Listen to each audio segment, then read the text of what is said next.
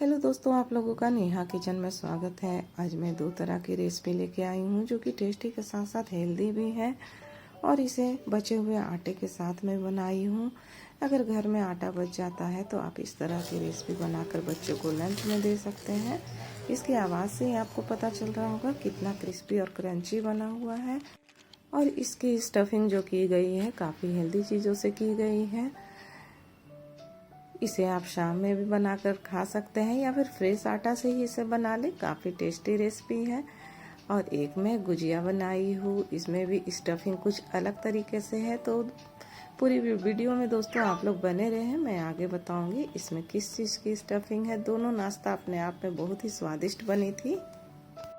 तो दोस्तों आप लोगों को देखने से ही पता चल रहा होगा ये नाश्ता काफ़ी टेस्टी बनी हुई है। और अगर आपने एक बार बना लिया तो इसे बच्चे बड़े सभी लोग चाहेंगे कि आप इस नाश्ता को सप्ताह में कम से कम 2 से 3 बार ज़रूर बनाएं।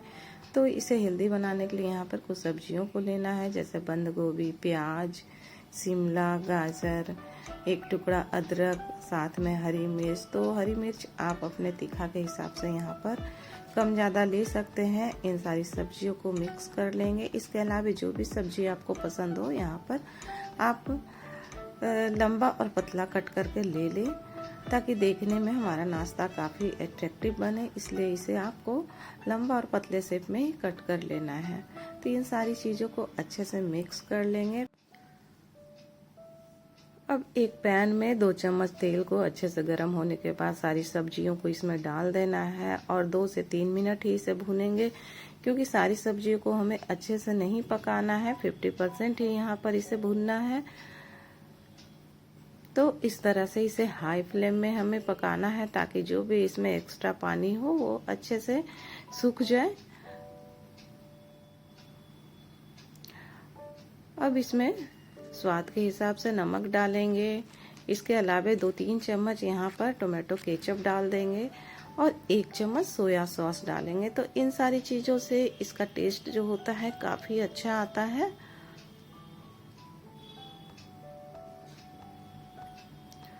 अब इसे 2 से 3 मिनट तक और भून लेंगे। तो इस तरह से हमारा स्टफिंग तैयार हो गया है।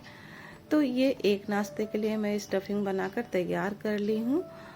अब यहाँ पर बचे हुए आटा से मैं छोटे छोटे पूरियाँ बना रही हूँ। तो यहाँ पर मैं एक साथ 3 पूरी को बराबर बराबर बेल कर रख ले रही हूँ। तो ये हमारा 3 पूरी तैयार हो गया है। अब इसे एक दूसरे के ऊपर हमें लगाना है। तो सबसे पहले यहाँ पे रिफाइंड ऑयल अच्छे से मिलाएंगे किनारे पे, तो और भी अच्छे से आपको डालना है। और थोड़ा सा यहाँ पर सूखा आटा को डस्ट करेंगे, उसके ऊपर से दूसरी पूरी को लगा देंगे। फिर से वही प्रोसेस दोहराएंगे। हल्का सा तेल डालते हुए सूखा आटा डालेंगे, फिर यहाँ पर तीसरी पूरी को भी लगा देंगे। तो इस तरह से 3 पूरियों को एक साथ लगाना है। अब तीनों पूरियों को एक साथ हमें बेल देना है। तो इस तरह से पूरी को एक दूसरे पर रखकर बेलने से आप जितना पतला चाहेंगे उतना पतला शीट तैयार हो जाता है, और जितना बड़ा चाहें उतना बड़ा आप यहाँ पर बेल सकते हैं। तो इस तरह से मैं 3 पूरियों को एक साथ रखकर शीट तैयार कर ली हूँ। यहाँ पर हल्के हाथों से रोटी तैयार करना है और हल्का गरम तवा पर इसे डालना है। 30 सेकंड के बाद इसे फिर से पलट लेंगे। तो इसी तरह से 30-30 सेकंड के बाद पलटना है, क्योंकि ज़्यादा देर इसे पकने नहीं देना है।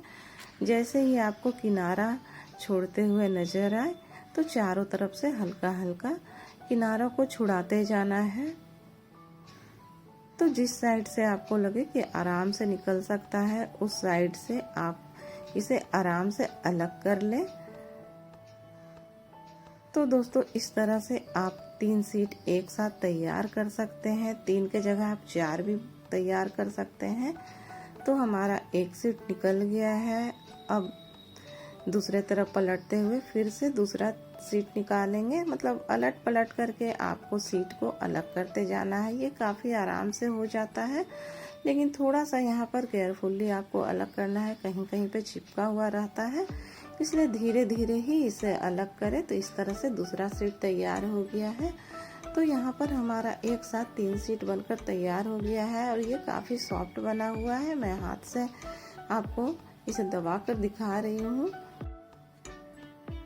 अब यहाँ पर एक स्लरी बना लेंगे। 2 चम्मच आटा या मैदा लेते हुए उसमें पानी मिलाकर एक घोल तैयार कर लेना है। अब एक एक शीट रखते हुए यहाँ पर स्टफिंग को डाल देना है। चारों तरफ से स्लरी लगाएंगे और एक किनारा को इस तरह से रोल करते हुए साइड के किनारा को भी इस तरह से मोड़ लेना है, दूसरे साइड के किनारा को भी मोड़ लेना है और इसे काफ़ी टाइटली यहाँ पर रैप करना है और इसे लास्ट में जाकर चिपका देना है। तो इस तरह से हमारा एक वेज रोल तैयार हो गया है। इसी तरह से फिर से करना है। दोनों साइड को अच्छे से यहाँ पर चिपकाते हुए मोड़ लेंगे और बिल्कुल टाइटली यहाँ पे रोल करेंगे और लास्ट में जाकर इसे अच्छे से चिपका देंगे। दोनों साइड कहीं से भी खुला ना रहे तो इसको अच्छे से हमें पैक कर लेना है, क्योंकि इसके अंदर तेल काफ़ी तेज़ी से चला जाता है। तो यहाँ पर काफ़ी अच्छे से आप यहाँ पे पैक कर लें। तो यहाँ पर मेरा रोल बनकर तैयार हो गया है। ये नाश्ता देखने में जितना अट्रैक्टिव है उतना ही खाने में स्वादिष्ट बना था। अब दूसरा स्टफिंग के लिए मैं 2 घंटे पहले ही चना दाल को भिगोकर रख दी थी। यहाँ पे चना दाल अच्छे से फूल गया है। अब इसे हमें ग्राइंड कर लेना है। तो यहाँ पर हरी मिर्च, नमक, लहसुन की कलियाँ, अदरक डालते हुए यहाँ पर एक पेस्ट तैयार कर लेना है। पानी बिल्कुल कम डालते हुए तैयार करेंगे। अब एक पैन में 2 चम्मच तेल गरम करके थोड़ा सा जीरा तड़कने देंगे, हल्का सा हींग डालेंगे और सारे पेस्ट को यहाँ पे डालते हुए कम से कम 1 मिनट इसे अच्छे से भून लेना है, क्योंकि ये जो पेस्ट है काफ़ी जल्दी गाढ़ा हो जाता है, भून जाता है। तो ये हमारा दूसरा स्टफिंग भी बनकर तैयार हो गया है। सबसे पहले एक रोटी बेल लेंगे। जिस तरह से रोटी बेलते हैं बस उसी तरह से बेलना है और थोड़ा थोड़ा स्टफिंग रखते हुए इस तरह से बीच में फोल्ड कर देना है। और हमारा नाश्ता एक साइज का बने तो एक यहाँ पर गिलास लेंगे। गिलास से इस तरह से हमें कटिंग कर देना है। तो आपको कितना बड़ा शेप में कट करना है वो आप पर डिपेंड है। आप गिलास के जगह पे कटोरी भी ले सकते हैं। थोड़ा धारदार चीज़ यहाँ पे लेना है जिससे अच्छे से ये कट हो जाए और हल्का सा डिजाइन बनाते हुए इस तरह से हमें नाश्ता तैयार कर लेना है। तो ये देखने में भी काफ़ी अट्रैक्टिव लगता है और गुजिया की तरह लग भी रहा है, लेकिन ये नमकीन गुजिया बना हुआ है और सो भी बचे हुए आटा से बनाई हूँ मैं। तो इस तरह से हमारा 2 नाश्ता तैयार हो गया है। अब तेल को अच्छे से गर्म करने के बाद यहाँ पर सारे नाश्ता को बारी बारी से तल लेंगे। तो आगे तो दोस्तों आप लोगों को पता है इसे मीडियम फ्लेम में आपको तल लेना है। तो वीडियो हमारा ज़्यादा लंबा ना हो तो इसलिए आप लोग समझ जाए तलना है। इसे तल के अच्छे से लाल कर लेना है और इसका तेल आप लोग ज़रूर निकालें। तो इस तरह का ब्लोटिंग पेपर हो तो उसमें आप अच्छे से इसका तेल निकाल लें, क्योंकि तेल में अगर फ्राई हो रहा है तो तेल तो इसमें लगता ही है। तो दोस्तों यहाँ हमारा 2 तरह का नाश्ता तैयार हो गया है। आप इसे सॉस के साथ खाएं या फिर हरी चटनी के साथ खाएं, दोनों के साथ काफ़ी अच्छा इसका टेस्ट आता है। तो बाज़ार से जो बच्चे स्प्रिंग रोल वगैरह खाते हैं तो इससे अच्छा है घर में ही इसे तैयार कर लिया जाए।